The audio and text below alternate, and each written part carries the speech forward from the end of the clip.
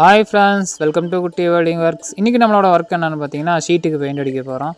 So இந்த sheet போட்டு எப்படி பார்த்தாலும் மேக்ஸிமம் ஒரு 10 வருஷம் இருக்கும். ஸோ ஷீட்டு பார்த்தீங்கன்னா கொஞ்சம் லைட்டாக துரும் பிடிச்சி பின்ன கலர்லாம் ஷேட் ஆகிடுச்சு.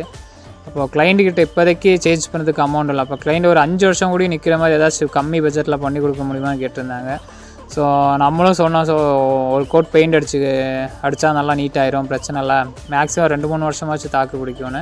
ஸோ ஏன்னா பக்கத்தில் ரொம்ப மரம் இருக்குது, அது இல்லாமல் பாயல் பிடிச்சிருது, அந்த மாதிரி நிறைய பிரச்சனை இருக்குது. ஓட்டிலேருந்து வர தண்ணி டஸ்ட்டு அப்படியே தங்கி அந்த மாதிரி ஆயிடுது. ஸோ நம்ம என்ன பண்ணியிருக்கோன்னா, நம்ம கிளைண்ட்டுக்கு சொன்ன மாதிரி மேக்ஸிமம் ஒரு 2 லிட்ரு எப்பாக்சி கிரே வாங்கி ஒரே கோட்டில் தான் நல்லா திக்காக கொஞ்சம் ஃபினிஷிங்காக நம்ம அடித்து கொடுத்துருக்கோம். ஸோ எவ்வளோ தான் நம்ம ரீபெயிண்ட் அடித்தாலும் ஃபஸ்ட்டு கம்பெனி கொடுக்குற அவ்வளோ ஃபினிஷிங் ஒர்க்கு நம்மக்கிட்ட வராது.